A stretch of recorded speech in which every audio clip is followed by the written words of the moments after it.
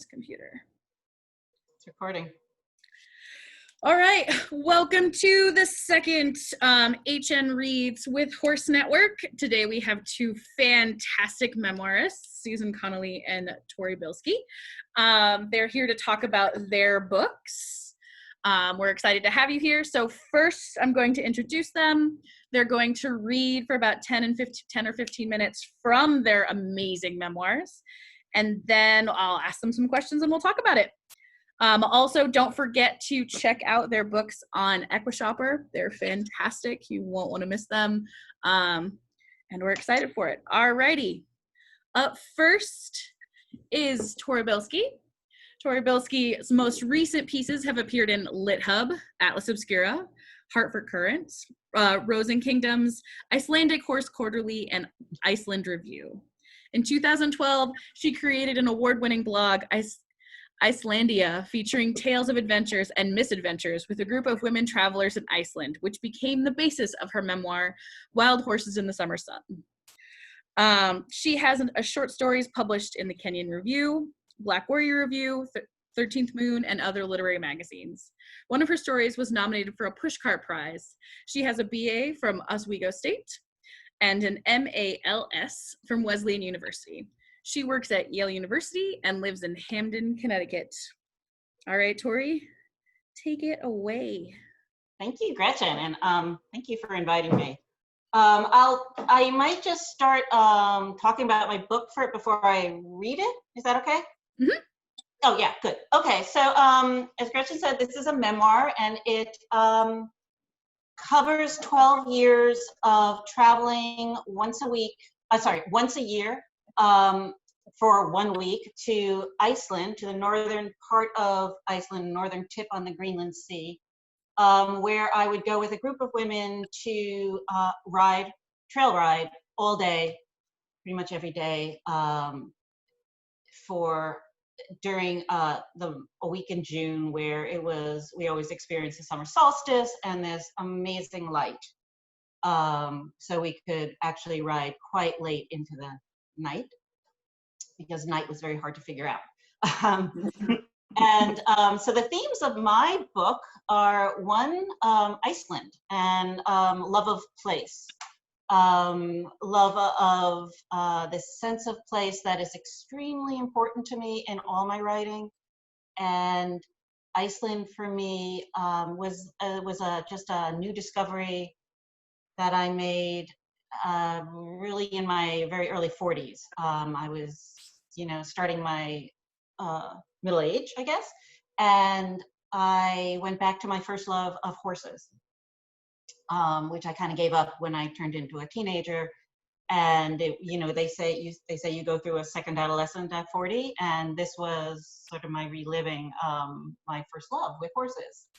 So it's all about ice, and it's a lot about Iceland. It's a lot about that northern landscape and seascape and light that calls to me, and it's with that sort of desolate beauty that I'm just really attached to. And it's also a little introduction to Iceland if nobody's ever been there, or people have been there and they love it. This is, I give a little bit, I weave in like Icelandic sagas, which are very important to the Icelandic people. It's kind of their Bible. It's a big, thick tome, and it covers their settlement days of the 800, 900s, thousands. It's like 1,200 years old. Well, not quite. It's like more like 800 or 900 years old.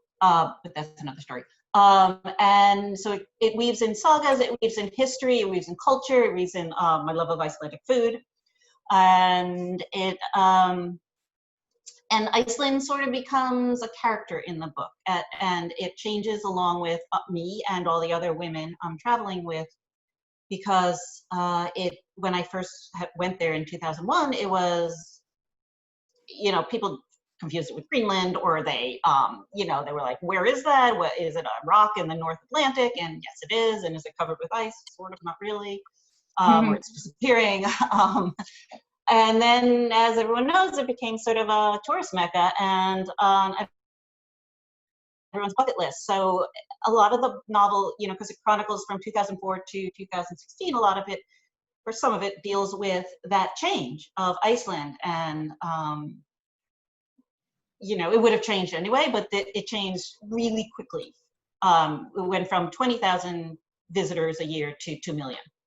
So that was a lot, and it was a lot for, I think, the country to absorb. Mm-hmm. And then, of course, the second theme is love of horses, which is why I'm here. And my particular love of Icelandic horses, and how I came to find that horse, and why it worked for me, and also just how it brought me back to that. I think almost everyone who rides rode, not everyone, but a lot of people rode as a girl, and they were horse crazy young girls. I think that's a really common theme. How it brought me back to that being 10 years old, that crazy kind of wild spirit in your heart when you're just galloping along, and how that was like totally freeing, and how I found it on Icelandic horses in particular, and in riding in Iceland. And so there's a lot in this book about, I'm not an expert, and I point that out right away, but it's a bit of it's a lot of this book about an introduction to the Icelandic horse and their gaits, their history. Their history is very tied up with the country of Iceland. Many people say that Iceland wouldn't have survived without it. Why it's small and hardy. You know, for instance, like Iceland never had a standing army. They didn't have to have big war horses. They didn't have leisure time, so they didn't have to have jumpers, that kind of stuff. So there's history of the horse, and really how the horse culture in Iceland is still going very, very strong. They're very protective of their horses. And then the third theme this book is about is kind of the friendship theme that develops this group of women, and it's really like a female buddy book about our adventures and misadventures, and emphasis on the latter with our misadventures, and how as a group of women over these trips, we kind of formed our friendships grew, we grew older together, and just how this once a year horse sabbatical, how much I know I look forward to it, and I think all these other women look forward to kind of disconnect from their life. In the beginning, we didn't even have cell phones, which tells you how much you could disconnect back then, and how we sort of bonded over this experience, and it enriched our lives, and we grew together in it. So with that, I will, I don't know how long I just talked for, but with that, I'll read a section of my book. And I read this section because it was one of those transformative moments in my life. We vary with our horse riding skills, this group of women, where some have owned horses forever and some even have Icelandic horses, but none of us had actually crossed a lake on horseback. And none of us really thought about what that meant, I don't think. And we're in very good hands. We have two Icelandic guides, the woman who owns the farm, Helga, and she is a famous horse trainer. She teaches at the Equine College in Iceland, Hólar. And the other woman, so one rides sweep and one rides lead, and the other woman who was an intern at the Equine College. So we're in very good hands, and we completely trust these women. We're not even thinking about it, and we travel for a long distance, and we get to the lake that we're supposed to cross, and this lake is huge. It just looks like, I don't know what we're thinking. We're like busy taping our boots with duct tape to make sure nothing leaks, and then we see this lake. We're like, really? We're going to cross this? And so even though some were very experienced, nobody had this experience. And so it was one of those transformative moments where you trust your guides, you kind of go with your gut, you're in the moment, and you're kind of lifted off this earth for a while. So that's what I'm going to read. And I'll just start kind of in the middle of the chapter so I don't run out of time. We start off trotting in the shallows that are only a few inches deep. It's difficult to keep my feet in the stirrups while in a trot. I do my best to keep a half seat and lighten my weight on the horse's back, but I lose my stirrups often. Oh, I should have mentioned there were we were given three instructions. One is to not look down because you lose your balance and fall.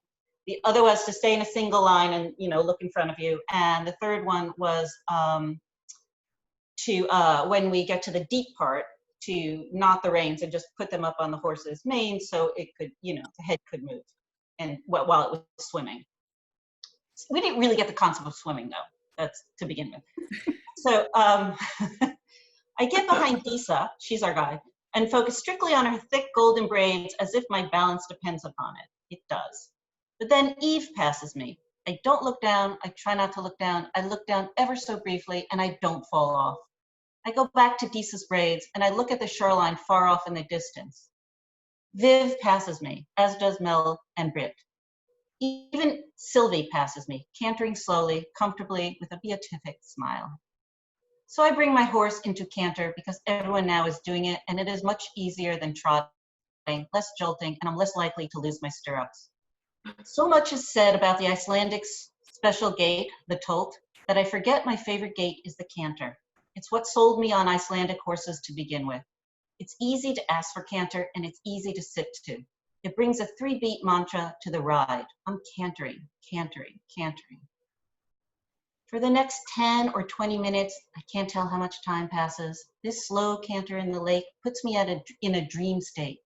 The cold water splashing like metallic beads of light against the horse's steaming breath as we are all cantering the shallows. The other side of the lake doesn't get much closer.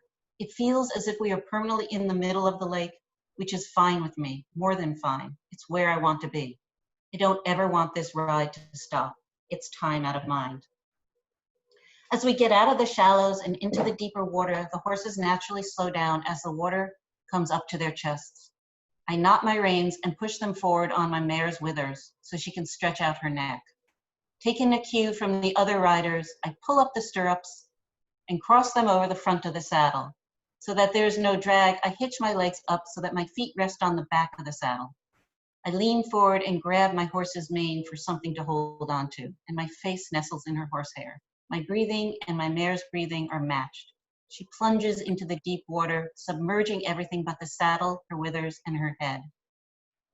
The coldness of the water is irrelevant. I barely notice. My horse feels like she's swimming in slow motion. She's underneath me working hard, but the gait is unrecognizable, and we're floating together and drifting with the current. She's carrying me on her back as if she is a kind of hybrid marine centaur. I think of the Celtic belief of the thin liminal place, where the door between this world and another is cracked open only for a moment. And this feels like that place for me, or the closest I will ever get to that place. I have fallen into a crack of watery light, and for one icy moment, I think I have been allowed a glimpse into the transparency of the other world. I think, when I die, this is how I want to enter the other world, on the back of a horse that is swimming in a cold lake. When we reach the other side of the lake, finally and all too soon, what greets us is a sharp climb up a short hill full of rocks. The horses in front of me begin to run up this 45-degree angled incline in a reactive herd panic. I hear Disa, amidst all the thunder of hooves and water and rocks, yell out, "Lean all the way forward." So I flatten myself on my mare's wither, hold tight to her mane, and give her all the knotted rein she needs. She miraculously delivers me in a hurry to the top of the hill, and then she stops, just stops, her job done. My life depended on her completely, and she is looking for nothing back from me. She was breathing hard in the water, harder up the hill, but now she is breathing calmly and looking to graze. Disa calls out, "Everybody good?" Eve yells, "Ooh, we're good." Viv says, "That was wild, a little too wild." And Sylvie says, "What did we just do? I can't believe we did that." Helga says, "Well, you did, and I knew you could too." My heart is pounding so fast I can feel it in my throat. This is usually my body's reaction to fear, but it's not fear, it's pure exhilaration. I slide off my horse and land on shaky legs. I loosen my horse's girth and undo her noseband so that she can eat all the grass she wants. I want to give her oats rich as gold for that ride, but she is content with scurry grass. Yay! Yeah. Wow. We can all clap. Love We were all in real life, right when the pandemic was over, right? Yay! One of the things that I really enjoyed about your book, Tori, is how magical the landscape is and how it seems to almost bodily weave into the horses themselves. Like you'll have kind of it. I'm trying to think of how to describe this, but it is almost as if like the actual figure of the horse and the figure of the landscape seem to mesh together when you write. Yeah. Which I think is Yeah. All right, more questions late in the second half. But up next, we're going to have Susan read for us. 1 second.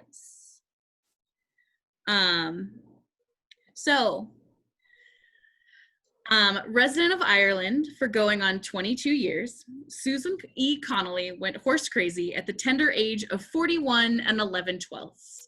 In 2006, she finally got up the nerve to get up on an actual horse as opposed to reading and dreaming about them. And it's been harder and easier than anything she has ever done. Susan is a graduate of Pratt Institute with a BFA in communication design. She has worked professionally since age 19 and counts The Village Voice, New York Magazine, and Entertainment Weekly as past experiences. She has a master's of philosophy in Irish theater studies from Samuel Beckett Center, Trinity College, an honors degree in psychology, and a diploma of equine assisted therapy and learning. She worked as a journalist soon after moving to Ireland as a theater critic and as a featured writer on lifestyle topics. Susan is the author of 3 books, Drama Queen, The Fidelity Project, and soon to be released, The Magic Mischief. She has worked on her next horse book, as well as a new paranormal historic romance series, the first installment, which is A Wolf in Duke's Clothing, debuting in 2021. All right, Susan, whenever you're ready. Thanks, Gretchen. Thanks so much for inviting me. This is so fantastic. I could do this every day, really. Just listening to people talk about horses. I literally never touched a horse in my life when I just decided that I had to do it. And I really didn't know where that thought came from or where the impulse started, but it became so strong that I just, hit the bookshelf, started reading everything about them, decided I wanted to do it. But at the time I was married to someone who was a substance misuser and pretty much just shelved the whole thing. I certainly didn't have the energy or the time to go chasing some kind of crazy dream I had about riding a horse at my age, So when I did finally leave the marriage, literally 3 months and 4 days later, I took my first proper horse riding lesson. And I couldn't believe how great it was. Like, I was terrified. I don't think I've ever been that afraid in my life.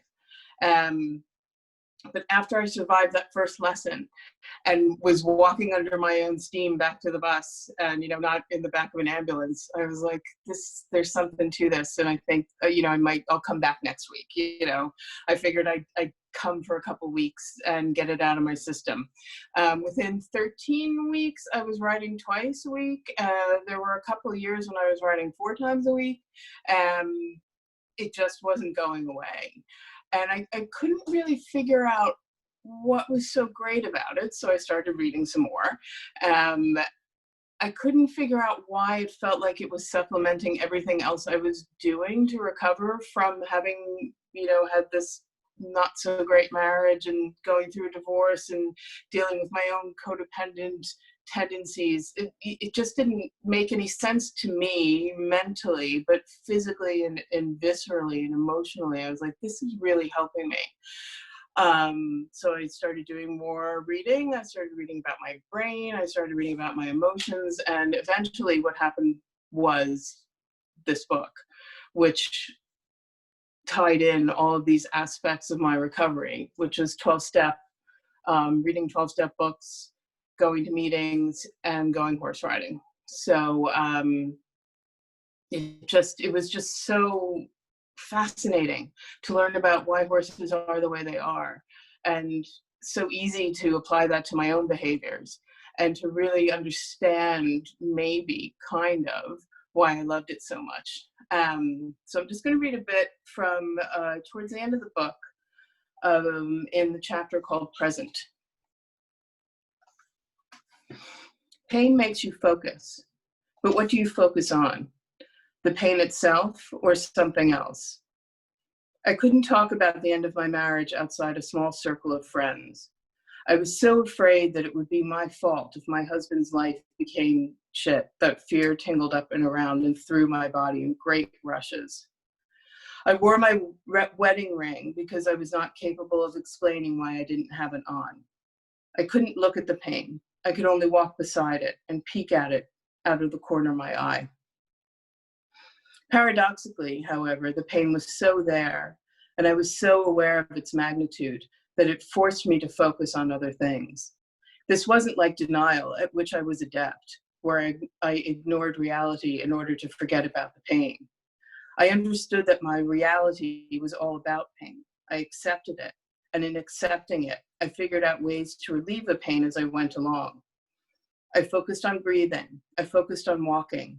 I went into work every day, and it was the best gig I ever had because I wanted to be anything else. I listened to the same Louis. I went to Al-Anon meetings because my energy was the other, and in becoming, well, not myself again, I had started moving towards something else. And a large part of that movement had to do with summoning the courage to try riding a horse.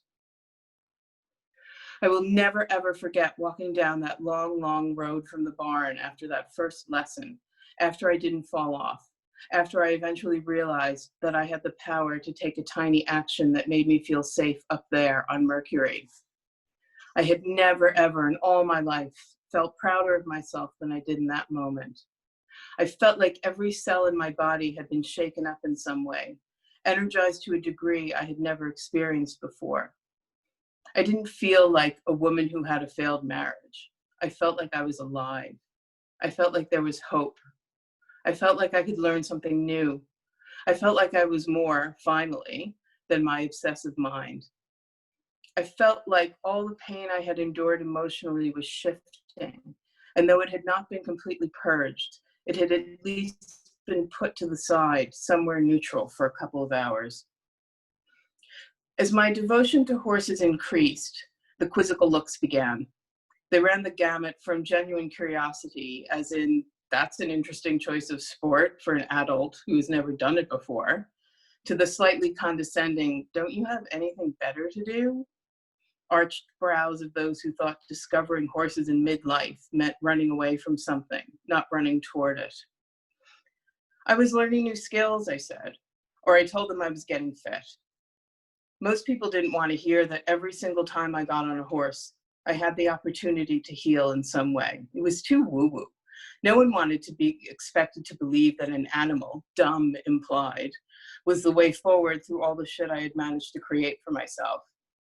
Few understood that in the act of sharing breath with a horse, I was inviting an uncompromising assessment of my own being. That nothing, not one single thing that happened around and on a horse had much to do with anything outside of myself, what I was bringing to the moment, my emotional temperature, my state of physical being. Cahill had taken to following me out of the arena at the end of a lesson without my leading him by the reins. He would stop when I stopped and walked on when I did so. Jaws dropped and eyes lit up, and it was so gratifying for me that he had, in natural horsemanship terms, joined up with me, that he considered me his leader, worthy of following. And yet, as we made our way to the barn, if I started to worry he might jog off down the road or kick out at a pony, sure enough, his pace would pick up and I'd grab his reins before he could fulfill the rest of my nightmare scenario. Was he reading my mind? Yes, as it expressed itself through my body language, from the change in my breathing to the tensing of my muscles. There were practical, down-to-earth lessons I learned every single hour I spent at the barn, that allowed me to work with horses in a practical, down-to-earth fashion. But even getting a horse to allow me to pick up his hoofs so I could remove debris prior to a ride could descend into a battle of wills in which I had the potential to come out the loser. In order for that seemingly simple task to be completed, I had to project the correct degree of assertiveness and patience, and I had to be believable in my actions. I had to squeeze the backside of the horse's lower leg in a particular place known to encourage him to raise his foot. If I just waved my hand around the vicinity of his leg, I'd be ignored. If I squeezed and released and squeezed and waited and I didn't give up, then, eventually, we both succeeded. I communicated clearly, I did what I intended to do, and the horse got a nice clean foot. Sometimes I would talk to someone about a horse, like the first time I rode Delilah, and how I annoyed her because I was pissed off at her for not listening to me, and how I realized I was projecting all sorts of expectations on her without clearly asking for what I wanted and how. And when I apologized to her, she put her head right over the door and leaned her chin on my shoulder. When I told a story like that, if I didn't get the curiosity or the condescension, I might get a frightened look.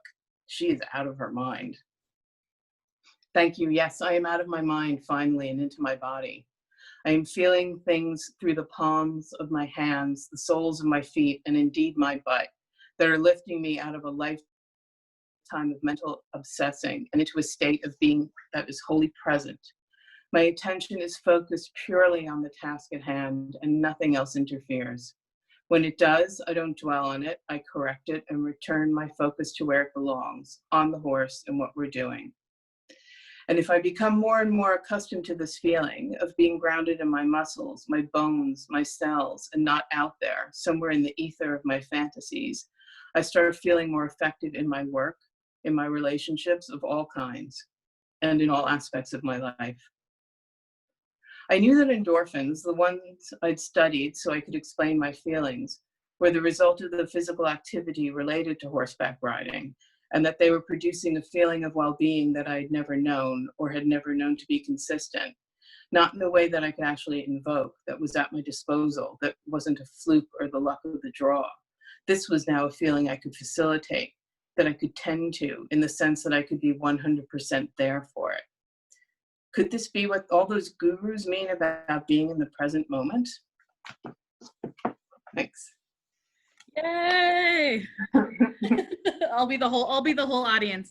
Thank you, Susan. Wow, what a reading too. Nice. So one of the things that I noticed about how both of the passages that you guys picked is that there could be almost this critique that what you're doing is escaping, but what it sounds like both of you were doing is that the horses and the experiences around the horses almost gave you more of a sense of your body, like you lived within yourselves, which is absolutely lovely. Does that seem about right? You can both talk. Yeah, there are a lot of similarities, and not just the part I read, but other parts of my book that I think Susan touched on too. But I think, and it's all, I mean, people talk about this a lot, but it is really being in that present, in that moment. And horses just make you do that. You can't, I mean, when my attention span, when I'm distracted, I have to bring myself back. I don't, I need, and it is something that you really are present in, and it brings all this reward and you don't expect it. Yeah, I found it to be such a relief. Like I've got myself trained so that like the minute the car or I'm walking up the road to the bar and everything just falls away. I can't pay attention to anything else and nothing else can interfere. Not just for my own safety, like it's a safety issue too, like you can't be dozing around the yard and come on, which is brilliant because it's a great way to learn how to, just be there and keep yourself safe, which is excellent. Not only on the yard, but elsewhere as well. It's really, it's the best feeling in the world to just go there and have everything dissolve and fall away. Right. So we'll do some silly questions first, and then we'll do some more serious ones.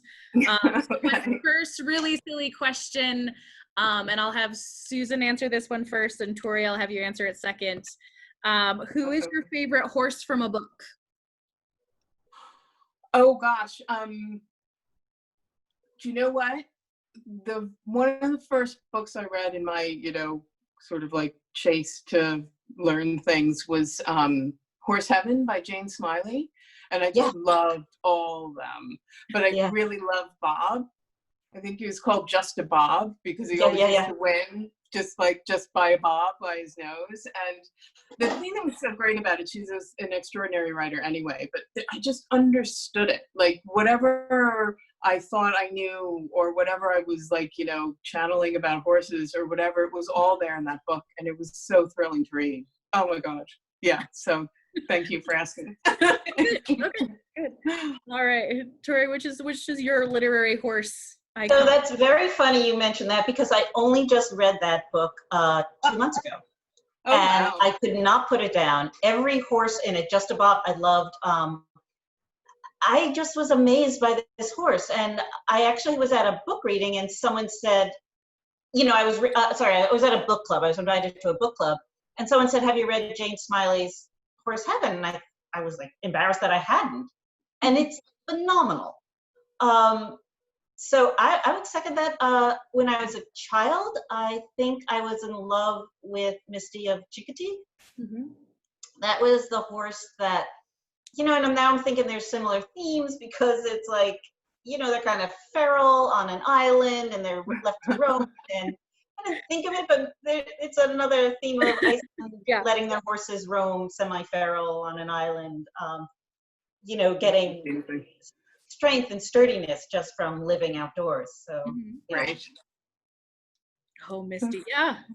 Those are both fantastic. Now we'll move on. What was your favorite thing about writing about horses? And Tori, you do that one first. What was your favorite thing about writing about horses? I think one of my favorite things about writing about horses is what's sort of becoming known about horses, and that's their, I think this is a term, emotionality. And I think when I first went back to writing, the first book I picked up was Monty Roberts. And, and he starts with this horrible history of how horses were broke. When they were broken, their spirit was broken. It was horrific. And then he talks about the herd behavior. But then I think Temple Grandin gave us permission to go farther. And, really she just got into the horse's psyche. And I think that just gave me, it gave me as a writer this permission to think that, horses are emotional. They respond to us. There's all these articles now about that. The horses are, beings. And I think that's really exciting at this point to finally have that recognized. And they're not beasts, they're real. Mm-hmm. And their personalities, I guess, which goes back to that, all the personalities in Horse Heaven, which was just phenomenal. Yeah, that's fantastic. Horses as autonomous beings is almost interesting to capture on the page. Awesome, fantastic. Susan, how about you? What's your favorite part of writing about horses? Oh, that I have to keep writing them to keep writing about them. That's fantastic. It's like, it's right. I'm business. like, I gotta make sure I sign up for my lesson this week. I think I need to get back to private lessons because I gotta write some more books. Right.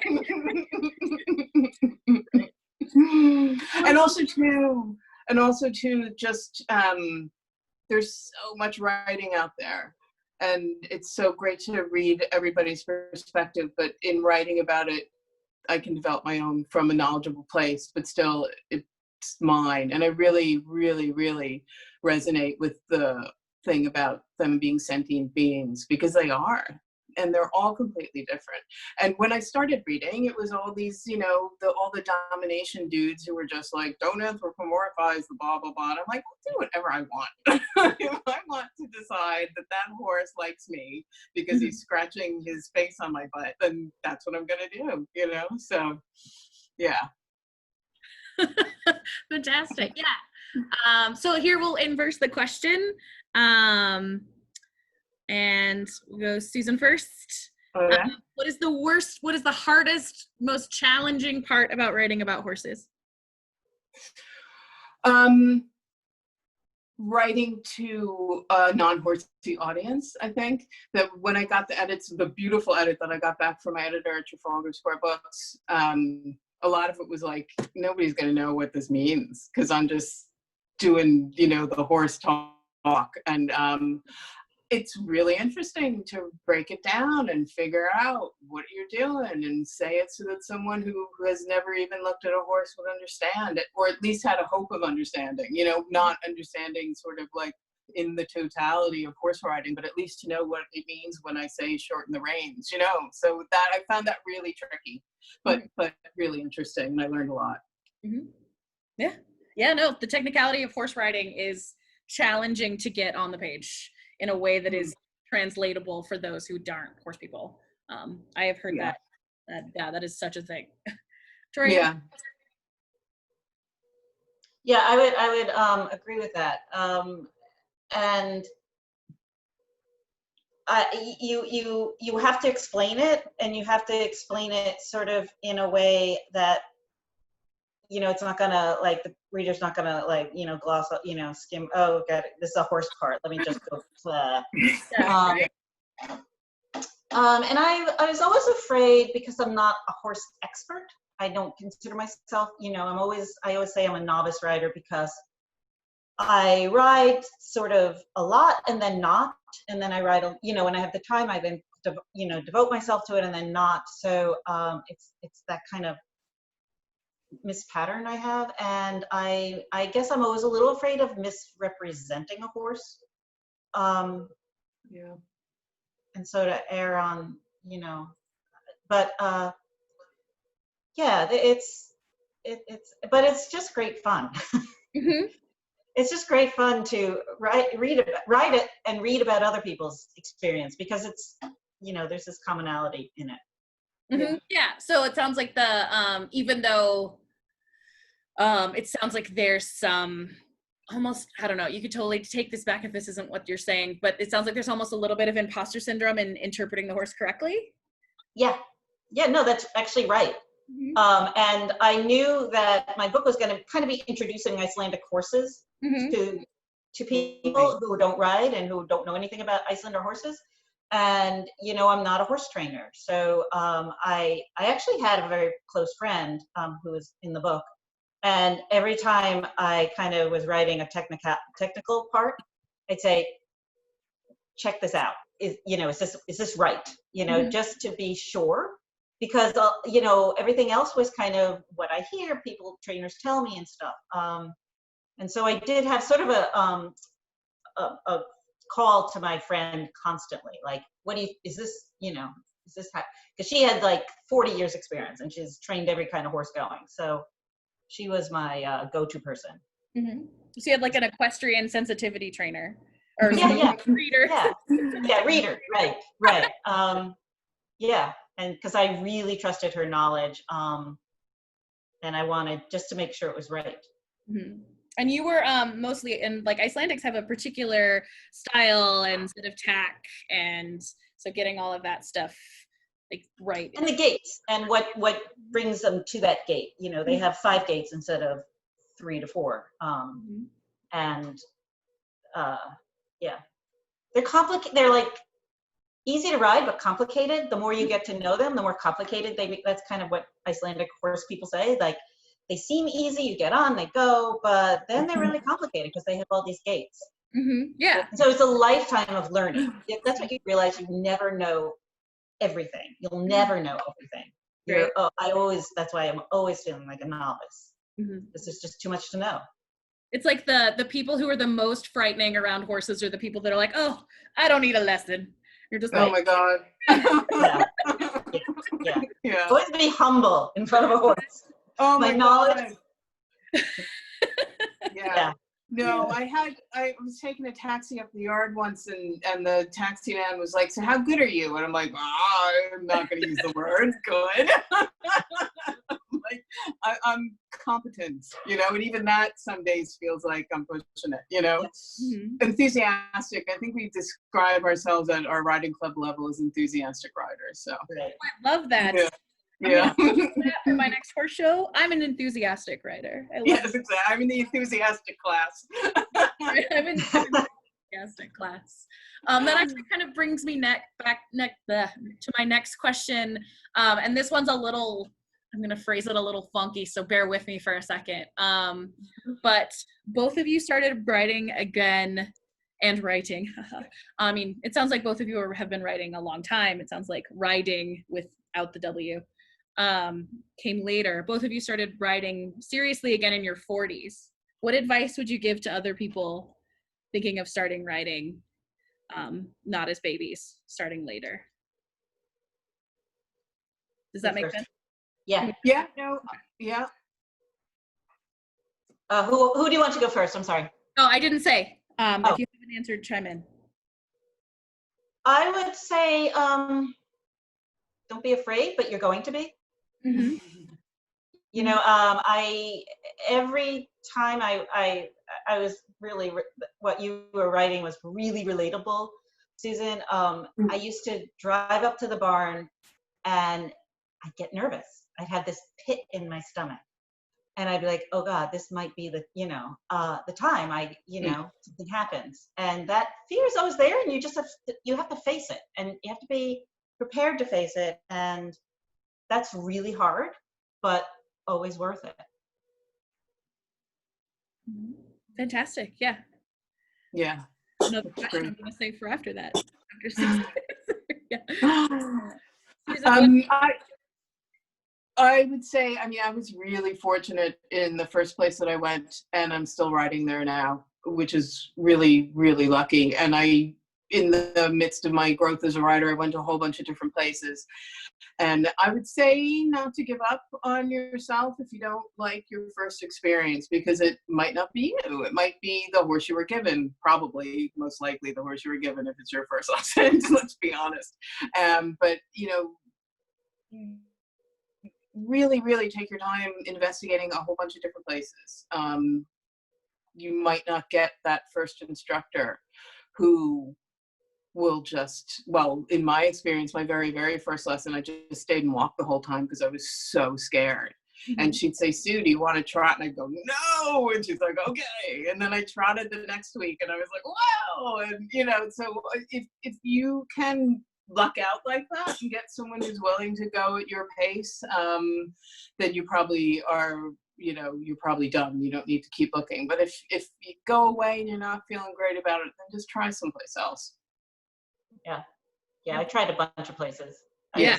It sounds like a friend of mine and I were talking about it, that riding horses, or like finding the right horse trainer, is kind of like finding the right therapist. Like you have to try a bunch of them. And sometimes you might look out and that might just be the first one is right, but that is often not the case. It's all about fit and personality and what you need and things like that. So I'm going to keep along the fear thread because it's super fascinating. Again, jump in if you have an answer first. What have horses taught you about fear? I'm sorry that you broke up. Could you say that again? What did horses teach you about fear? That it's manageable, that it doesn't have to be overwhelming, and that you can be afraid and still do something. Mm-hmm. You can be afraid and actually have the thing you're afraid of happen and survive. That you can be afraid and actually enjoy yourself a little bit. I went out last year in the fields on the horse that I'd been riding, and I'd never been out in the fields on him before. And he used to be terrified of going out. Like leaving the arena was, I just imagined every single death scenario, seriously. But I got to the point where it was fun, and then I got out there on this horse, William, who I'd never taken out before, and he was so fast and crazy. And I like, if you had told me 6 years ago, I would have been, you know, not listening to the instructor when she told me to pull him up, I would have laughed in your face. But I had so much fun. And I would not have gotten there if I had let fear get the better of me. So yeah, you just, it's survivable. It's a great answer. I used to do, and I still do this, to get over that nervousness, I groom like crazy. I just, you know, I like take the brushes and I spend so much time grooming, because I feel like the horse knows me, and then I know the horse, and I've calmed the horse down, I've calmed myself down through grooming. So grooming to me became this interim thing to do after getting out of the car and getting on the horse. That was just one way I deal with it. But it's, you know, and the other thing is I try not to, this comes up in the book, and they start talking about all their falls they have, and I'm like, let's just not go there, you know? Let's not go there before we get on a horse, talk about falls. It didn't help. Like, I just wanted to think positively, and,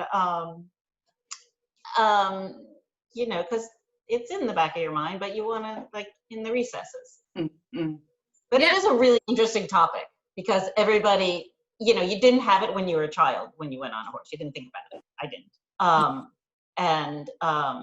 But the minute you go back as a full-grown adult, you're thinking about it. Yeah, you just don't fall the same way as you did. No. Like, falling means different things. Yeah. So both of your books have this similar thread where horses almost are a harbinger for the creation, for like belonging and a sense of belonging for each of you. Do you think that horses can bring people together? Why or why not? And whoever wants to go first, can go first. So I'll go first. I sort of found Icelandic Horses through online, first of all, and then through this group of women who some owned them, and through this trip. So they're very tied together in my book and in my life, because I sort of hitched up with this crowd, this group, without knowing them. And we only had this one thing in common, that we wanted to be in Iceland and we wanted to ride Icelandic horses. And that was our main thing in common. I don't know if I ever would have, I mean, they were perfectly fine to befriend. I just don't know if I ever would have sought them out. And for them almost, and so it's very, and I remember thinking, like, the first time I was with them, it's like, okay, this is like a very wacky, kind of zany group of people that I just want to be a part of. I just wanted, you know, that was the one place I wanted to belong. It was, you know, my getting into Harvard or something, you know, it's like, I want to be a part of this group. This is the clique, the club I want to be a part of. And they were kind of these eccentric women who just loved Icelandic horses, and that was it. It doesn't always work. There were people like, you know, you could have this interest and it falls apart, but that's okay too. So the answer is yes, most of the time. Yes, most of the time. Right. Yeah, awesome, fantastic. I also love that, like, joining the Icelandic Horse Club, or not club, like, it's the group of women, the posse, that is like getting into Harvard. That's great. Super relatable. Susan, how about you? Do horses help with belonging?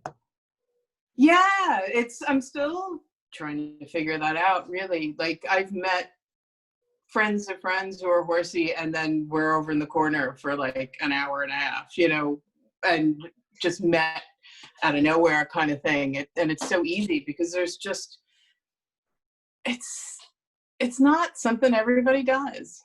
So when you do have the opportunity to meet someone who also has the same, you know, enjoyment, finds the same enjoyment out of it, then it's really easy to, you know, find that common ground.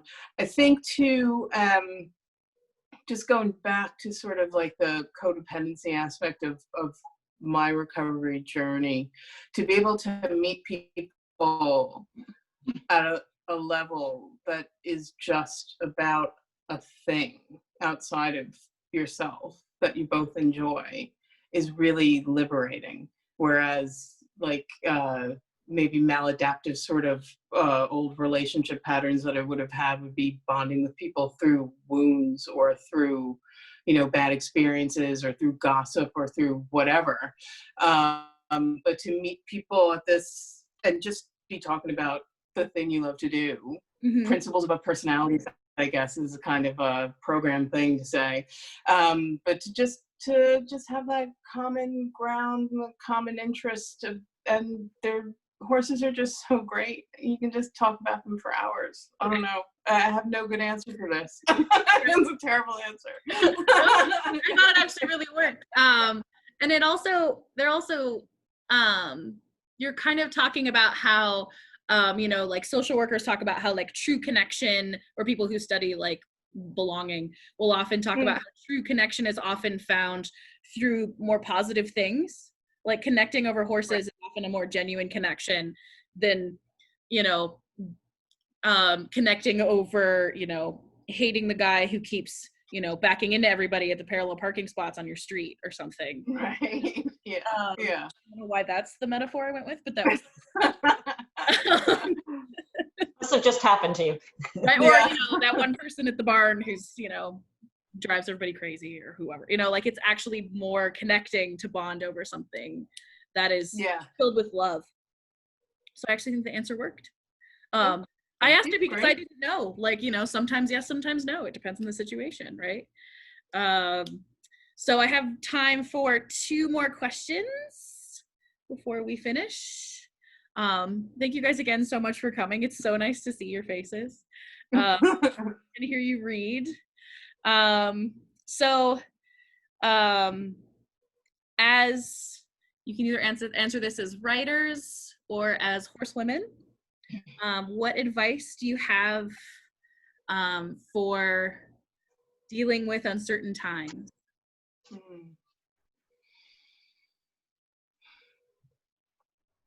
I'll go first, I guess. I think the thing that got me through all of this was because we locked down here pretty early. It was before Patty's Day, so it was like March 12th or something. And I had stuff to do anyway, and I was fortunate enough to retain 2 days of work that I could do from home. But as a writer, I felt really privileged, and I understand that this is privilege, that I did have stuff to do. Like I have a book to write, you know, and I was able to do it. And even though my sleeping pattern was messed up and I, you know, everything was weird, I still managed to get stuff done because that's just what happens. Like you have to write it, so you get it done. So, and I felt really like, and I missed the horses like crazy, don't get me wrong.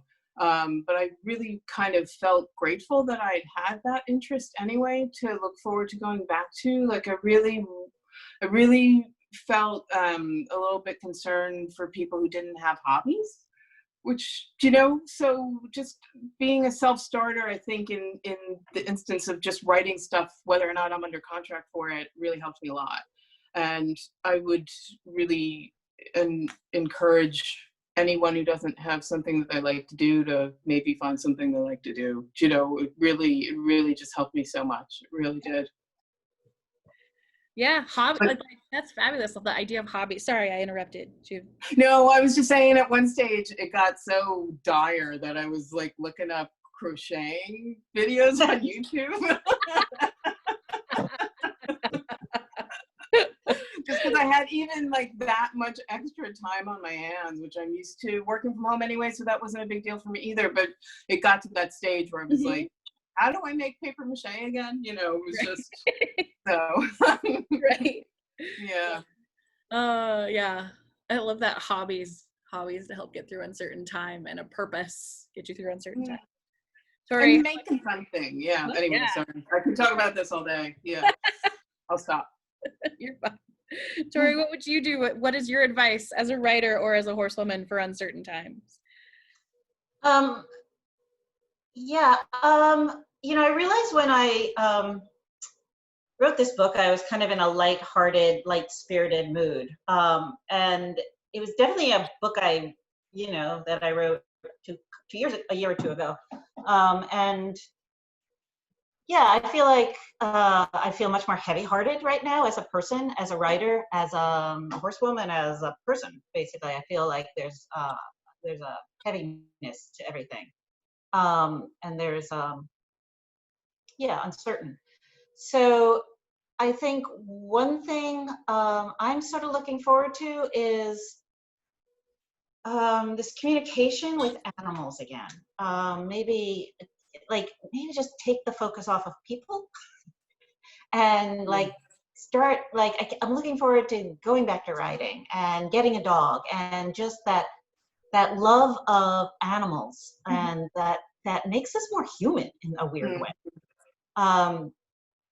And learning, relearning to communicate with animals is maybe a way I feel that would lighten my soul again. I also, though, did notice that during this lockdown, and my agent said that, she said, it's a perfect time to write. And I was like, yeah, it is. It is. I'm up at 6. I can sit in my pajamas until 8:30 when I turn on my computer for work, and I can get a lot done. So there's that. I mean, it doesn't make the time better, but if you make use of it, it feels a little better. But yeah, I think it's really a good time to write. Because you don't have any other distractions. I'm so easily distracted by everything. In fact, now I have to take my phone, put it in another room, turn it off so I don't hear it. That's the biggest distraction. But getting up, getting to work, all that's a distraction too. So it does give us that opportunity and privilege to, and feel lucky that I have a house to live in, that I haven't lost my job, that kind of stuff. Yeah, I also I think what you're talking about is makes a lot of sense, in that, with distractions as writers, you have to be observant, right? That's and I would say that's true of horses too. And then being able to write means that you have to be able to turn those observations off and write with the door closed, is what you both are kind of talking about. And it sounds like quarantine kind of imposed that sense of closure. Also, I also loved the idea of communicating with horses, and how it almost makes us more human, even though we're not spending time with humans. The joke I keep making to all of my friends is that you communicate, or horses communicate from here up, whereas people communicate from here down. And as a horse person, I can still kind of fake it, even though you can't see the bottom of my face and my mask. Yeah. Yeah. All right, so it sounds like both of you are working hard. So my last question before we finish is, what are you working on? What is the next project that you guys are working on, for you ladies? Well, because I have so much time, I've actually started 2 projects. And I have my old laptop on my kitchen counter for one, and when I'm in the mood to write that, I go to there. And the other one I have in my sort of den, and my little iPad, and I write my other book there. They're both historical novels. One is, no surprise, goes back 1,000 years in history to a Viking woman who's in the sagas, who is on the boat with Leif Erikson coming to what is now Newfoundland. And so there's 2 sagas written about that exploration from Greenland to Newfoundland. And I've researched it probably for 10 or 15 years. And now I'm even throwing myself into more research, where I was at academia.com edu or something, you know, they keep sending you papers if you click on, you know, you like Mhm. want to hear about pagan rituals in, Yeah, right. you know, in northern Finland. Yes, I do. Yes, give this to me. So I'm so into the research. And then as a lark, I just started a mystery that takes place in 1938 in Connecticut, somewhere near I live. So I go back and forth between these two. They're very different, but they're both historical.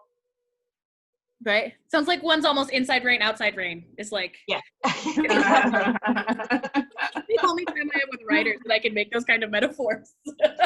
Great, actually. So That's great. really a great metaphor. That's good. Those are great. Susan, what are you working on? Well, I'm doing the second round of edits on the first book in the Shapeshifter Regency era historical series that I'm working on. The first one, as you mentioned, is called Wolf in Duke's Clothing. The first three novels I published were contemporary light romantic comic romances, and I just didn't want to write contemporary anymore, and I didn't think I was going to write novels anymore. And while I was writing Many Brave Fools, because I was reading a lot of heavy stuff, I read like anything that had Duke in the title, basically. And also came across Shapeshifter, that genre, and I kind of liked it because I do like a good paranormal every now and then. And when I was shopping Many Brave Fools and I stopped writing, you know, on that topic, the title just came in, and so I wrote that, and I'm working on the second one now. And as far as the horse stuff goes, another big research project, when therapy and learning diploma, I really got interested in PTSD and how horses are so effective helping people who suffer from trauma. Mm-hmm. So that's kind of what I'd like to look at next, but that's a lot of reading, man, that I gotta get a base underneath me, and I don't know when that's gonna happen. The writing was fine, the reading was a bit hit or miss the last couple of months. Focusing like that just wasn't really working so much. But then also too, because of what happened, it kind of brought me back to the 12-step program and to all my Al-Anon books, and it really, I kind of feel like there might be something in that too. Mm-hmm. So, you know, three things, why not? Those are completely different. Yeah. Use different laptops. Right? Like, Yeah. You should have seen me before trying to hook up to the Facebook thing. I had 2 laptops and my phone going. Right. Me too. That's actually what I was doing. Like, please.